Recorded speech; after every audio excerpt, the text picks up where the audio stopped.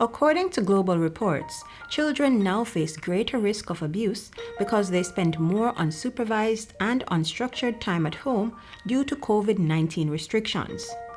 Their contact with trusted adults outside the home, such as guidance counselors, teachers, and mentors, is reduced. And this gives them fewer opportunities to report instances of abuse. Did you know that right here in Jamaica, over 1,000 cases of sexual abuse were reported to the National Children's Registry between January and June 2020? After being reduced to 82 for April, the reports rose to 119 in May and further increased to 228 in June. It's no wonder that agencies such as the Child Protection and Family Services Agency are taking steps to foster increased awareness on how parents, guardians, and community members can safeguard their children against abuse.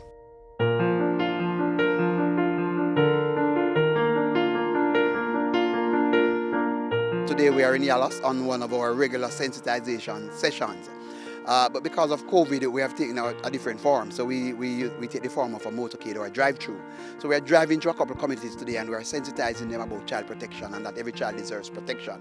According to the regional director, St. Thomas is among the parishes that CPFSA has been alerted to a noticeable increase in cases of child abuse.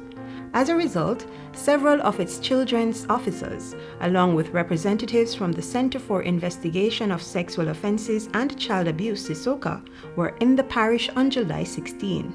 They were there to engage citizens and distribute brochures and flyers, encouraging them to report child abuse. We are going to RTEs, we are going to Friendship Pen, we're now in Albion, West Albion, and we'll be going to a couple other communities, and we're saying, keeping the message simple.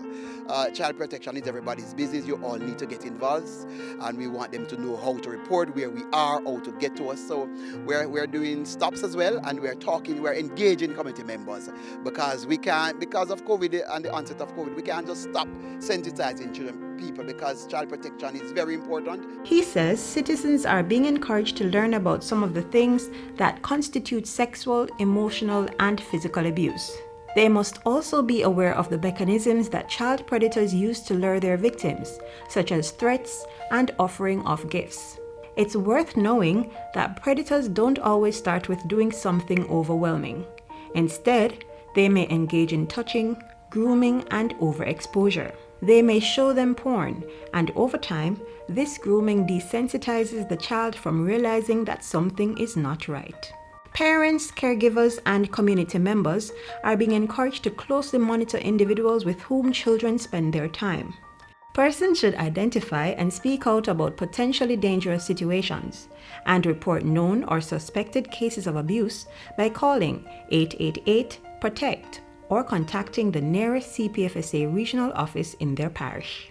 So we're here, we're making a statement to that. We're here, CPFSA is here, and we'll continue to make ourselves available, and we'll continue to sensitize communities because it is within the communities that sometimes these abuse happen.